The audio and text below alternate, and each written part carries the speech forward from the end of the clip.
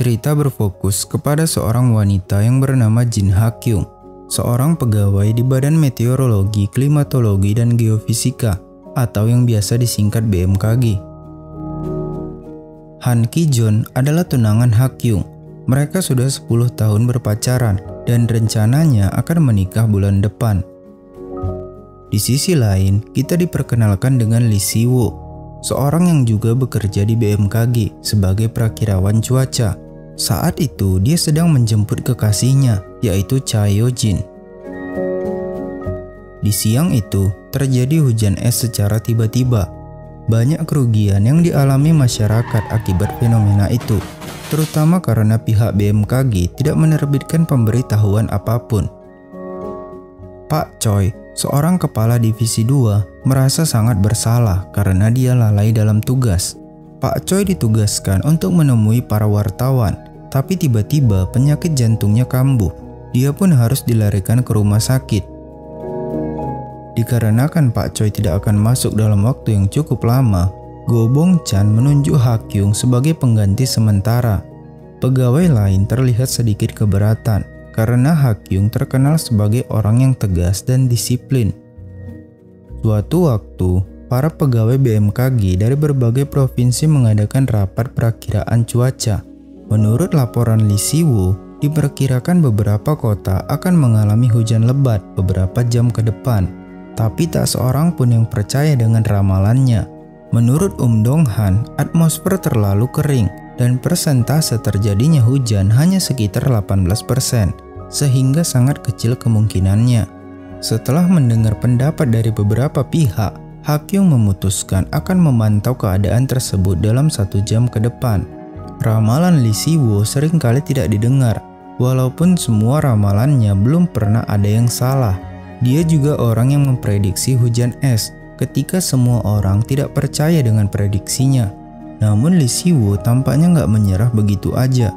Dia menerbitkan peringatan hujan lebat tanpa persetujuan BMKG pusat.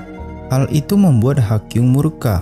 Dia pun sampai mendatangi Lee Si-woo ke kantornya. Tapi saat Ha-kyung marah-marah, hujan beneran turun dan ramalan Lee Si-woo terbukti benar.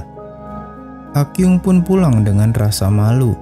Dia menghubungi tunangannya tapi HP-nya nggak aktif. Ha-kyung pun mendatangi apartemen Han Ki-jeon. Di sana hatinya harus hancur berkeping-keping melihat calon suaminya sedang bermesraan dengan Yo-jin. Han yang melihat Ha-kyung mengintip langsung mengejarnya. Ha-kyung meminta untuk membatalkan pernikahan mereka, dan dengan mudahnya Han menyetujuinya. Padahal kalau Han minta maaf, mungkin Ha-kyung akan memaafkannya. Di sisi lain, Si-woo sedang packing barang-barangnya. Dia ingin mengajak kekasihnya berlibur, tapi tiba-tiba Yo-jin mengakhiri hubungan mereka tanpa alasan yang jelas. Suatu pagi, terlihat Pak Choi dan Ha-kyung sedang jalan santai. Pak Choi memberitahu bahwa dia memutuskan untuk pensiun dini karena keadaan dirinya yang semakin lemah dan tidak memungkinkan untuk tetap bekerja. Setelah Pak Choi mengundurkan diri, Ha-kyung pun resmi menggantikan posisinya sebagai kepala divisi 2. Berita tentang putusnya Ha-kyung dan Han menjadi perbincangan hangat di kantor itu, apalagi setelah putus Han menikahi selingkuhannya. Malam harinya, ketika Ha-kyung pulang ke apartemen, dia menyadari beberapa barang-barang di apartemennya menghilang. Dia bertanya pada ibunya, tapi ibunya sama sekali nggak tahu akan hal itu. Ternyata Han yang mengambil barang-barang di apartemennya. Han menawarkan untuk menjual apartemen Ha-kyung dan hasil penjualannya akan dibagi 2, di mana apartemen tersebut berasal dari uang patungan mereka berdua.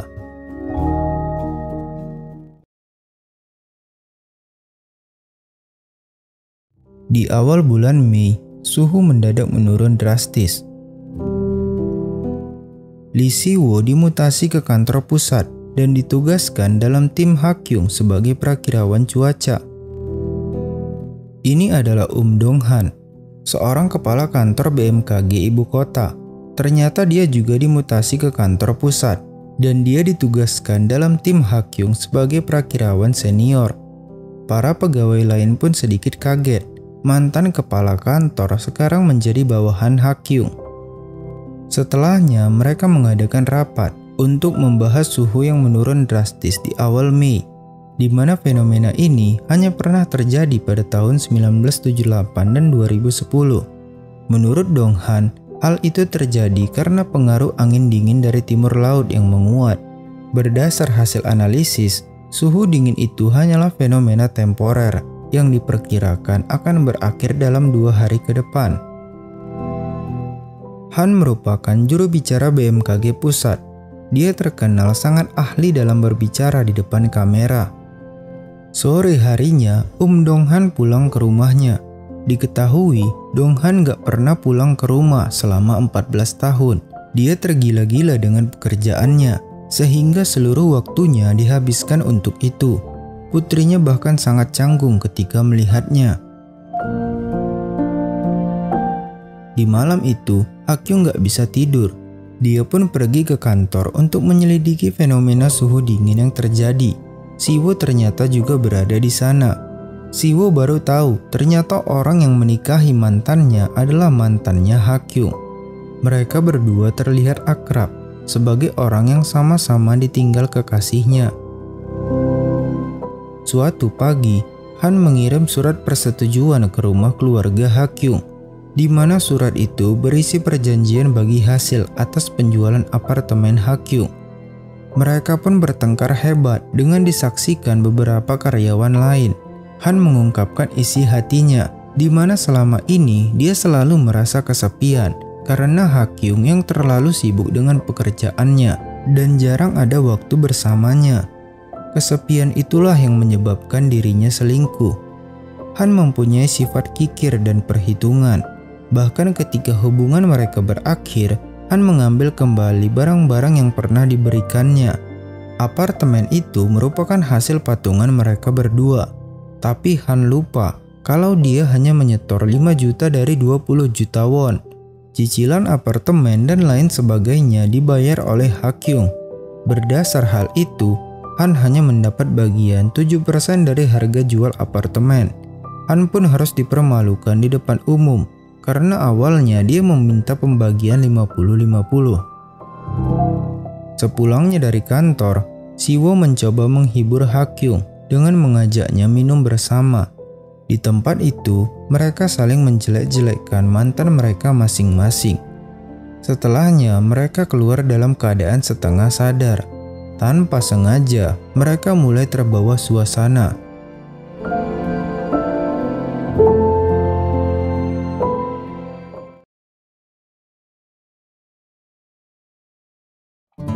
Suhu dingin telah berakhir. Cuaca mulai berubah, yang menandakan musim panas segera tiba. Malam harinya, Ibu Hakyung terlihat stres karena cobaan terus-menerus mendatangi putrinya, di mana putri bungsunya diceraikan oleh suaminya. Kemudian pernikahan Hakyung yang dibatalkan secara tiba-tiba. Akibatnya, para tetangga dan kerabat mulai menggunjing ibunya.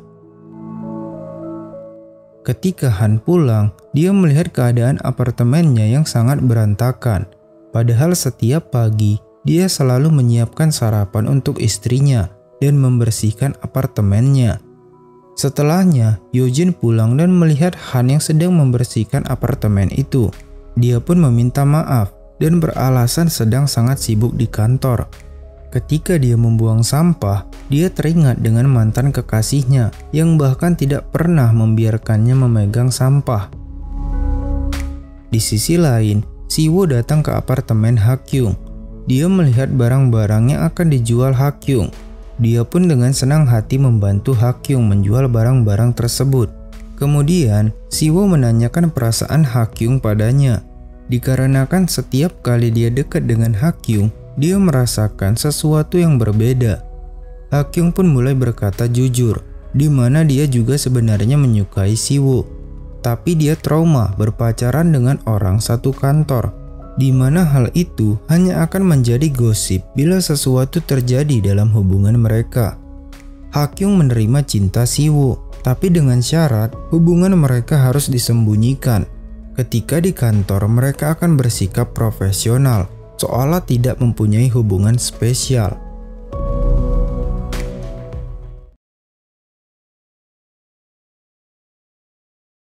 Kabut tebal menyelimuti kota. Jarak pandang pun mulai terhalang. Akibatnya terjadi insiden kecelakaan beruntun. Ketika di rumahnya, Donghan mencoba mengakrabkan diri dengan putrinya, tapi putrinya masih belum terbiasa dengan kehadiran ayahnya. Dia juga mencoba mengakrabkan diri dengan istrinya, tapi itu malah menimbulkan kekacauan. Donghan sudah gak tahan dengan sifat dingin anak dan istrinya. Dia berharap sikap istri dan anaknya harusnya bisa lebih baik padanya. Tapi Donghan lupa bahwa dia udah menghilang selama 14 tahun. Dia gak ada saat istrinya melahirkan Bomi, dan baru sempat melihatnya saat usia Bomi 100 hari. Dia juga gak ada saat Bomi pertama kali masuk sekolah. Tetangga di sekitar bahkan mulai menganggap Hyang Rae gak bersuami, dan mulai merasa iba melihat Hyang Rae merawat Bomi sendirian selama 14 tahun. Yojin yang merupakan seorang reporter nggak sengaja berada dalam satu lift dengan Hakyung. Yojin memberanikan diri untuk mewawancarai Hakyung terkait kabut tebal yang terjadi. Di pagi harinya, tersebar sebuah artikel yang menjelek-jelekkan BMKG, di mana artikel itu ditulis oleh Yojin. Han dan Hakyung langsung menemuinya. Yojin membelokkan fakta. Padahal di malam dia mewawancarai Hakyung gak pernah berkata demikian, di mana hal itu sering dilakukan media untuk meningkatkan minat pembaca. Yojin pun dimaki habis-habisan, dan suaminya gak bisa membela atas perbuatan salah yang dia lakukan.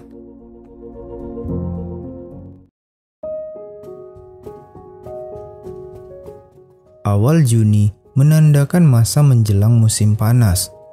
Orang-orang dianjurkan untuk memakai sunblock saat keluar rumah. Tapi di daerah lain terjadi hujan lokal yang menyebabkan salah satu sungai meluap. Menurut Lee Si-woo, penyebab utamanya adalah ketidakstabilan atmosfer yang menguat seiring turunnya udara dingin.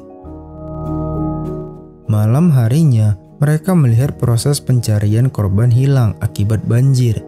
Untungnya kedua korban berhasil ditemukan dalam keadaan selamat. Setelahnya, mereka berdua pergi ke tempat makan. Di sana Donghan menceritakan masalah keluarga yang sedang dialaminya. Ketika keluar dari tempat makan, Donghan terlihat mabuk berat. Hakyung melihat ada motel di sekitar tempat tersebut. Dia pun langsung membawa Donghan ke sana. Tanpa sengaja, di sana dia bertemu Si-woo. Mereka pun saling curiga, di mana Hakyung membawa Donghan ke motel saat keadaan mabuk berat, sedangkan Lee Si-woo berada di motel itu dan ada seorang wanita yang menyapanya dan mengucapkan terima kasih.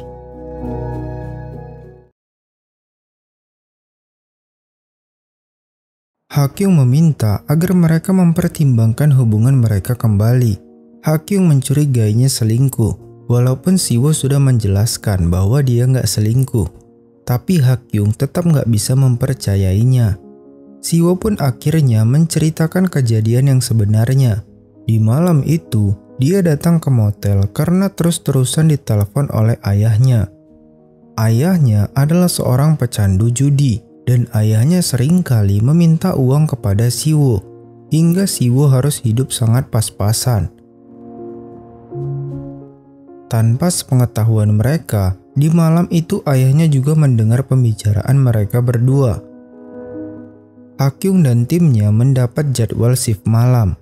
Di malam itu, ayah Si-woo mendatangi kantor BMKG dan meminta untuk bertemu dengan Hakyung. Ayah Si-woo berkata akan membeberkan hubungan mereka ke publik. Dia memeras Hakyung untuk memberikannya 10 juta won jika nggak mau rahasia hubungan mereka terbongkar. Di pagi harinya, Lee Si-woo menemui ayahnya dan memberikannya uang. di mana dia harus menguras semua tabungannya untuk itu. Dia juga baru mengetahui kalau ayahnya menemui Ha-kyung dan memerasnya. Siwo kemudian langsung menemui Ha-kyung. Dia meminta maaf atas perilaku ayahnya. Tapi Ha-kyung ternyata nggak ambil pusing akan hal itu.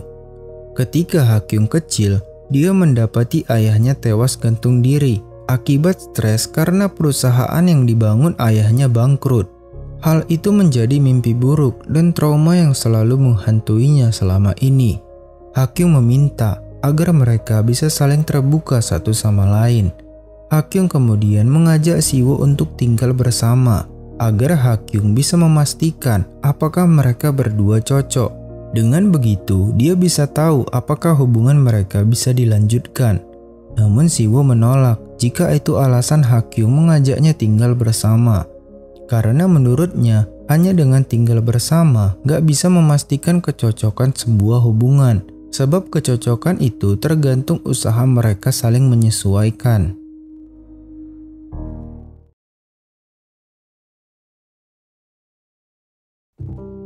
Malam itu, Siwo melewati beberapa lift untuk menunggu kepulangan Ha-kyung. Setelahnya mereka pun makan malam bersama. Ha-kyung melihat ada sesuatu yang disembunyikan Siwo.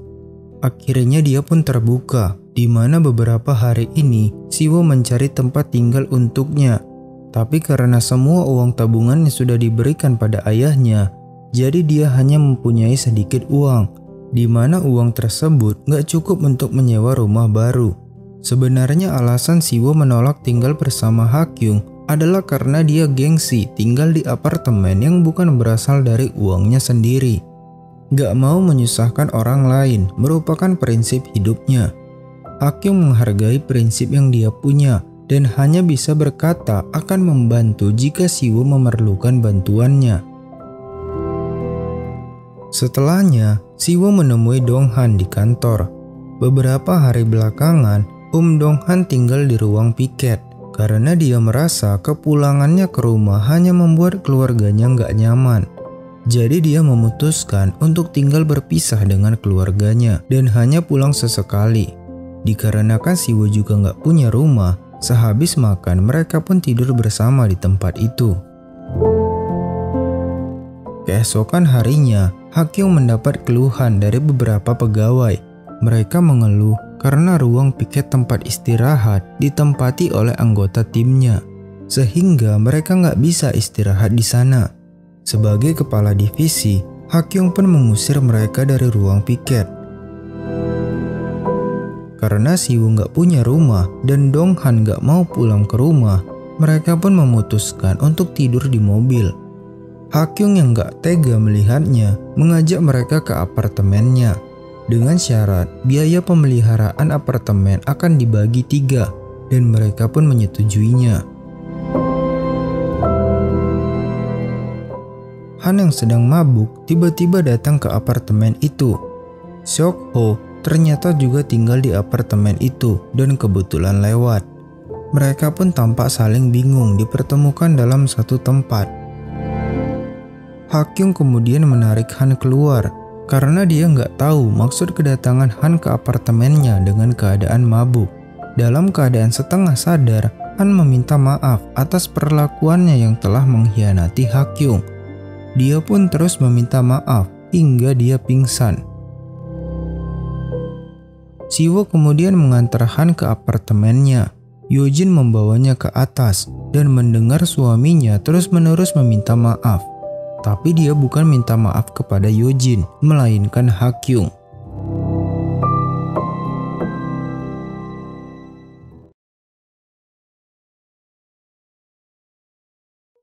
Suhu semakin panas hingga mencapai 31 derajat Celcius. Keadaan itu semakin diperburuk dengan tingkat kelembapan yang tinggi yang akan membuat gerah sepanjang hari. Ketika Ha-kyung sedang menuju ke kantor, dia mengalami kecelakaan ringan yang menyebabkan mobilnya nggak bisa berjalan. Dia pun menelpon pihak asuransi, tapi orang asuransi berkata bahwa mobil itu nggak terdaftar dalam asuransi mereka. Ternyata tanpa sepengetahuannya, Han mengganti asuransi mobil itu. Kemudian Han datang untuk menjemputnya. Di sisi lain, Siwoo berkali-kali menghubungi Hakyung, tapi nggak ada jawaban sama sekali. Mereka pun tiba di kantor. Lee Siwoo yang melihat mereka dari kejauhan merasa panas. Setelahnya, Yojin menemui Siwoo. Dia bertanya, mengapa sifat suaminya dingin belakangan ini, dan mengapa dia bisa sampai ke apartemen Hakyung kemarin malam. Siwoo menjelaskan bahwa Han mengetahui Yojin dan Siwoo pernah tinggal serumah sewaktu mereka pacaran. Hal itu membuat Han merasa nggak nyaman, tapi dia nggak tahu harus berbuat apa. Terlebih lagi, Han merasa bersalah karena telah mengkhianati Hakyung. Ketika mereka mengadakan jumpa pers, Han melihat istrinya dan Siwoo masuk bersamaan ke ruangan itu. Han menanyakan hal itu, tapi Siwoo malah memancing emosinya dengan berkata harusnya Han gak mempermasalahkan masa lalu Yojin. Tiba-tiba Han kehilangan kendali dan dia memukul Siwoo. Mereka pun terlibat dalam perkelahian dengan disaksikan para reporter di sana.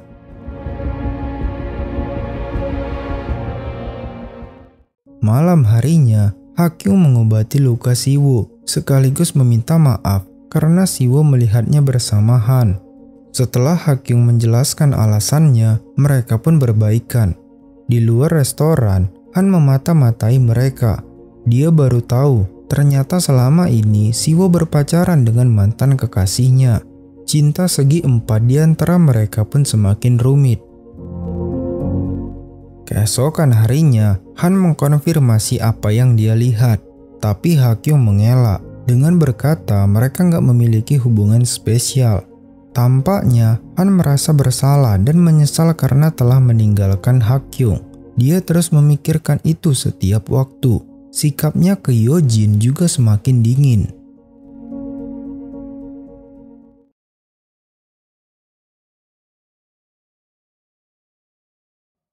Di hari libur, Han mendatangi apartemen Hakyung. Dia menemui Siwoo dan Hakyung akan segera pergi. Han pun mengikuti mobil mereka, hingga tibalah mereka di lokasi perkemahan. Han berniat mengambil foto mereka agar dia punya barang bukti, tapi dia lupa membawa HP-nya yang tertinggal di mobil. Ketika dia ke mobilnya, mobil itu sedang diderek karena parkir sembarangan. Keesokan harinya, BMKG dipenuhi komplain dari masyarakat terkait prediksi tentang hujan yang akan turun ternyata melenceng. Mereka pun menyampaikan pendapatnya, hingga argumen Han dan Siwoo tersisa. Dengan argumen mereka yang sama-sama kuat, Go Bong-chan meminta mereka berdebat empat mata agar bisa mencapai kesimpulan bersama. Singkat waktu, usai perdebatan panjang mereka, Han menanyakan alasan Siwoo berpacaran dengan Hakyung. Karena Han sebenarnya khawatir Siwoo mendekati Hakyung karena ingin membalas dendam padanya. Tapi Siwoo bukanlah tipe orang seperti itu. Dia berterus terang bahwa dia memang menyukai Hakyung. Setelah pembicaraan mereka, Han jadi berpikir bahwa Siwoo adalah pria yang baik. Tapi di sisi lain, Siwoo mempunyai prinsip di mana dia nggak mau menikah dengan siapapun, meskipun orang itu sangat dia cintai. Di sisi lain, Hakyung menganggap bahwa target sebuah hubungan adalah pernikahan. Dia pun bertanya-tanya, apa ujung dari sebuah hubungan jika bukan pernikahan?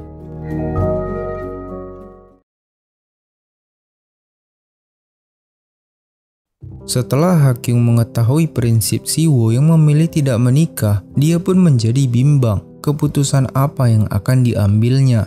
Dia menemui Han dan bertanya bagaimana kehidupannya setelah menikah. Han menjelaskan sebelumnya dia nggak pernah membayangkan bahwa pernikahan akan membuat hidupnya semakin sulit. Semakin banyak yang dipikirkan dan semakin banyak pula biaya yang harus dikeluarkan. Hal itu menyebabkan dirinya jadi gampang emosi, bahkan untuk hal-hal kecil. Suatu malam, Ibu Hakyung datang ke apartemennya. Dia sangat kaget melihat putrinya tinggal bersama dua orang pria. Hakyung pun beralasan bahwa mereka hanya tinggal sementara hingga musim panas berakhir. Maksud kedatangan ibunya adalah dia ingin menjodohkan Hakyung dengan pria pilihannya. Dia merasa umur Hakyung yang sudah terlalu tua, tapi belum juga menikah. Hal itu menjadi bahan gosip di kalangan tetangga. Namun Hakyung yang mempunyai pola pikir modern jelas menolak perjodohan itu. Dengan kesal, Hakyung berkata bahwa dia tidak akan menikah.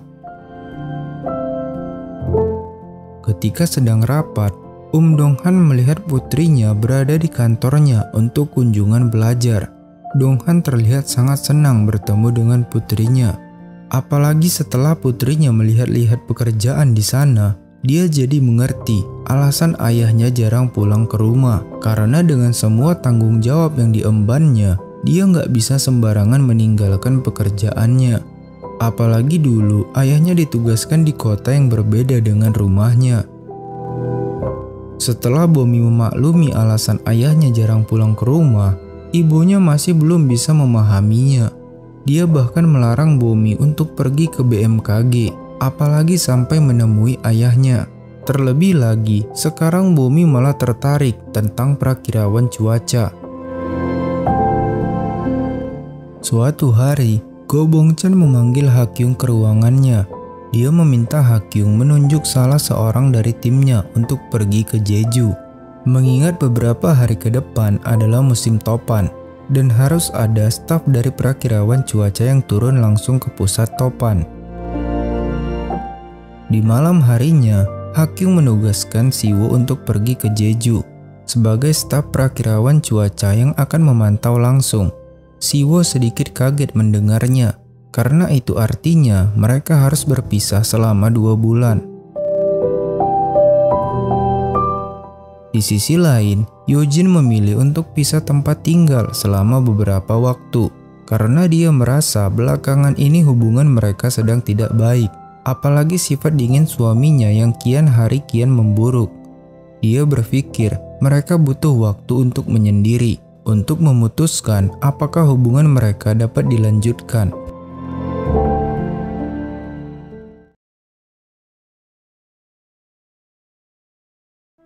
Bomi datang lagi ke BMKG.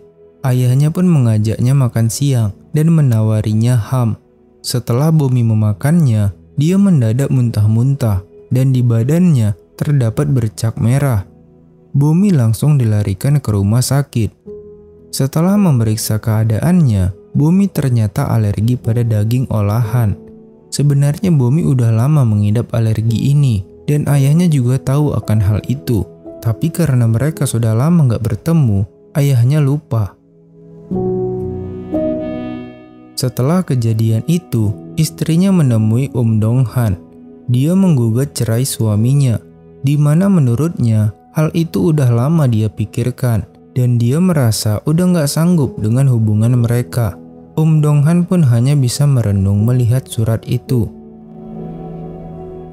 Yojin terlihat sedang mereservasi tiket pesawat. Dia berniat pergi ke rumah orang tuanya di Jeju. Walaupun Han berkali-kali menghubunginya dan mengajaknya bertemu, tapi Yojin gak memperdulikannya.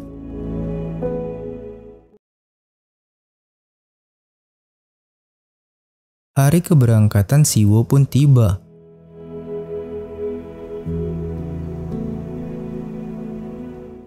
Setibanya di kantor BMKG, dia berhasil membuat kepala kantor terpukau dengan pengetahuannya, hingga dia diminta untuk memeriksa kondisi stasiun cuaca di pulau itu. Ketika Siwo sampai di lokasi, dia nggak sengaja bertemu dengan Yojin yang sedang jalan santai bersama ibu dan adiknya. Kemudian BMKG kantor pusat memintanya menerbangkan sonde untuk mengetahui lebih jelas pergerakan badai. Siwo juga mengajak keluarga Yojin ikut bersama mereka. Saat balon itu sedang diisi dengan nitrogen, tiba-tiba balon itu meledak, yang mengakibatkan Siwo harus dilarikan ke rumah sakit. Hakyung yang mendapat berita itu tampak sangat panik. Keadaan itu diperburuk dengan kedatangan ayah Siwo ke BMKG dan menuntut kompensasi material atas kecelakaan yang diderita anaknya. Dia juga mengancam akan melaporkan berita itu ke media jika dia tidak menerima kompensasi yang layak.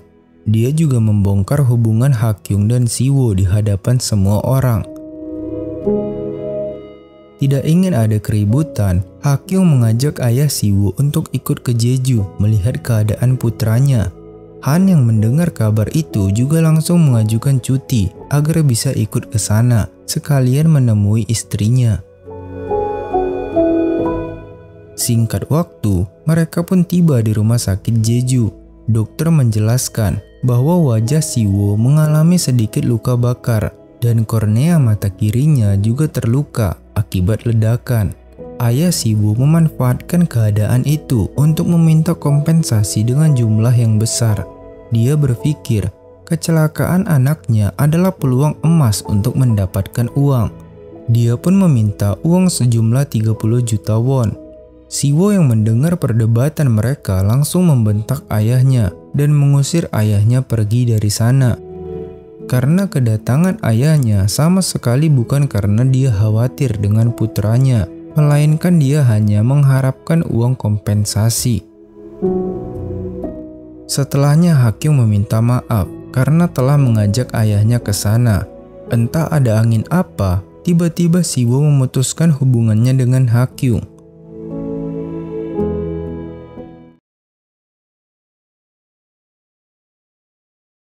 Di malam itu, badai disertai angin topan menyapu Korea Selatan. Badai itu dinamakan Badai Riki, yang telah menelan korban jiwa sebanyak 120 orang dan kerugian material melebihi 80 miliar won. Tapi di sisi lain, prediksi BMKG terkait badai itu akurat, sehingga dapat meminimalisir korban jiwa. BMKG pun menerima banyak pujian dari masyarakat luas. Suatu hari, Han datang ke rumah keluarga Yojin. Dia pun berlutut dan meminta maaf kepada istrinya. Dia memohon agar Yojin mau kembali bersamanya ke Seoul. Melihat Han dengan tulus minta maaf, Yojin pun memaafkannya. Setelah menerima surat gugatan cerai, Dong-han menemui istrinya. Dia meminta tenggang waktu selama 3 bulan. Dia ingin menjalani hidup seperti keluarga pada umumnya dan membahagiakan istri dan anaknya. Setelah masa waktu itu berakhir, istrinya bebas mengambil keputusan apa yang dia inginkan dan Dong-han akan menyetujuinya. Yang Ri pun memberinya kesempatan, tapi bukan 3 bulan melainkan 2 bulan. Keesokan paginya, Dong-han datang ke rumahnya serta membawakan istri dan anaknya sarapan. Putrinya pun terlihat bahagia melihat ayahnya. Sepulangnya mereka dari Pulau Jeju, kabar tentang hubungan mereka ternyata sudah tersebar luas ke seluruh penjuru kantor. Siwo pun langsung memberitahukan berita tersebut. Ibu Hakyung sebenarnya juga curiga dengan kedekatan mereka. Dia bahkan menyelinap ke rumah Hakyung dan menemukan foto mereka yang sedang berciuman.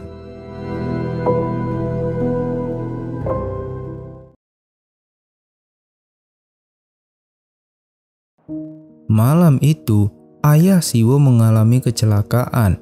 Dia pun harus dirawat di rumah sakit akibat luka yang dideritanya. Dia mencoba menghubungi Siwo, tapi Siwo yang udah gak tahan dengan sikapnya mengabaikan panggilan tersebut. Kabar tentang hubungan Hakyung dan Siwo semakin menjadi perbincangan panas di kantor. Apalagi orang-orang masih belum tahu bahwa mereka udah putus. Han tampaknya mulai mendukung hubungan mereka. Han berkata, Hakyung adalah wanita paling berharga.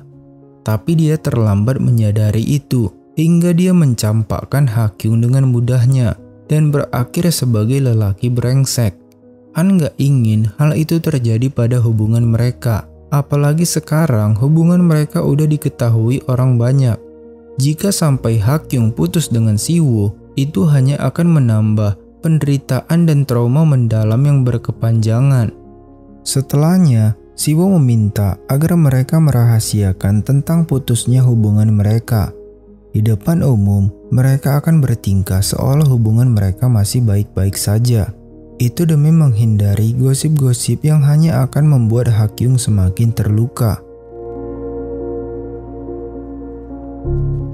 Sore harinya, Yojin menemui Han. Dia memberitahukan kabar gembira bahwa dia sedang hamil. Tapi ekspresi Han sangat datar. Dia bahkan gak terlihat senang sama sekali. Setibanya Yojin di apartemen, Han menyambutnya dan meminta maaf atas perlakuannya yang bahkan gak mengucapkan selamat atas kabar gembira itu. Han sebenarnya senang mengetahui kehamilan istrinya, tapi dia takut gak bisa memenuhi kebutuhan anaknya mengingat keadaan keuangan mereka masih belum stabil. Yojin yang mengerti akan hal itu memilih untuk menggugurkan kandungannya. Di sisi lain, Ha Kyung mendapat telepon dari ayahnya Siwo karena dia nggak bisa menghubungi anaknya. Dokter memberitahu terdapat benjolan di paru-parunya yang dicurigai sebagai tumor. Dokter memutuskan untuk melakukan biopsi untuk memastikan benjolan itu.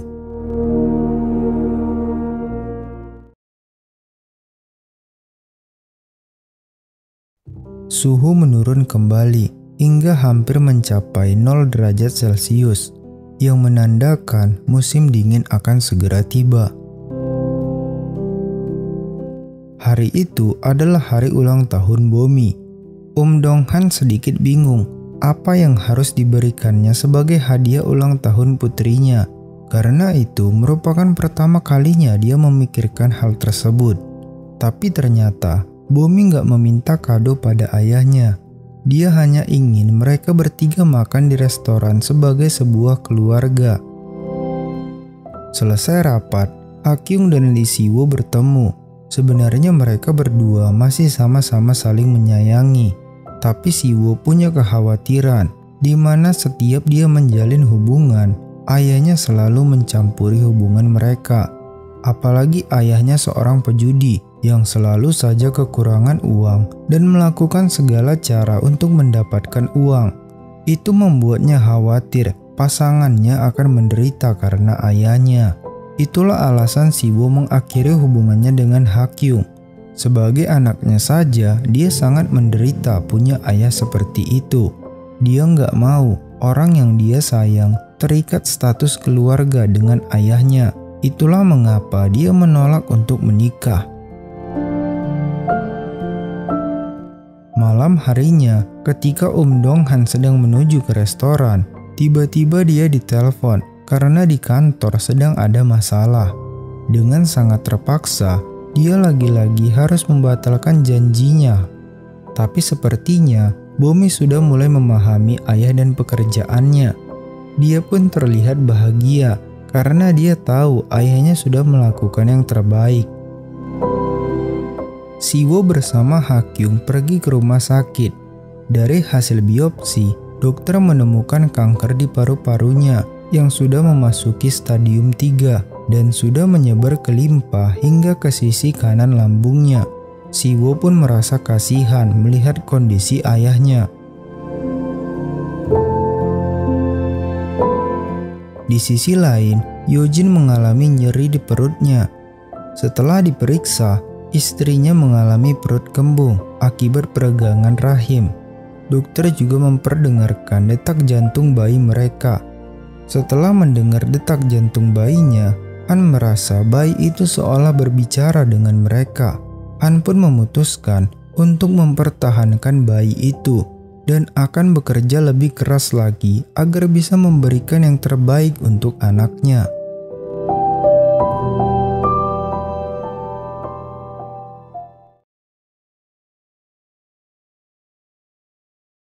Suatu malam, dokter memberitahu bahwa ayah Siwo pergi dari rumah sakit. Siwo pun menghubungi ayahnya, tapi ayahnya nggak mau memberitahu keberadaannya. Dia juga meminta maaf atas sikapnya selama ini. Kalau masih ada waktu untuknya, dia ingin memulai kembali semuanya.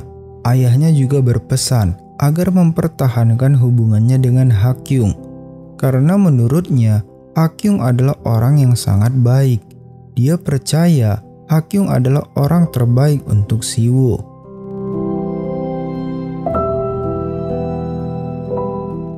Di sisi lain, Bomi melihat surat perceraian orang tuanya. Dia sangat gak setuju orang tuanya bercerai, karena dia udah mulai mengenal dan memahami ayahnya. Malam harinya, Yang Rae datang ke ruang piket dan menemui Donghan. Dia memutuskan untuk membatalkan perceraian mereka karena dia sadar putrinya sangat membutuhkan sosok ayah. Donghan pun meminta maaf dan berjanji akan memperbaiki semuanya. Mereka pun akhirnya bisa kembali menjadi keluarga dan hidup normal seperti keluarga pada umumnya. Malam harinya, Hakyung didatangi ibunya. Ibunya yang pernah mendengar percakapan Siwoo dan ayahnya merasa iba. Menurutnya, Siwoo adalah pria yang baik. Hanya saja kondisi keluarganya yang gak mendukung. Ibunya juga tahu mereka masih saling sayang. Ibunya berpesan, jangan putus jika masih saling cinta. Dia meminta Hakyung untuk meneruskan hubungannya.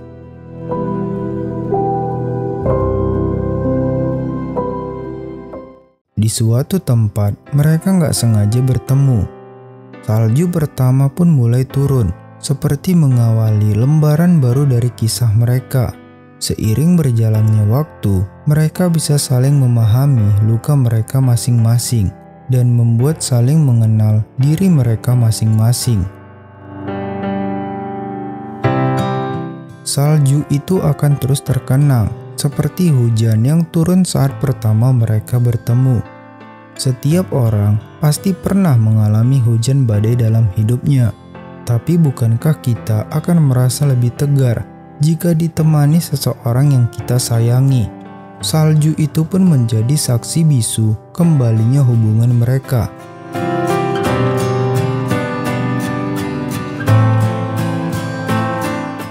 Dan inilah forecasting love and weather.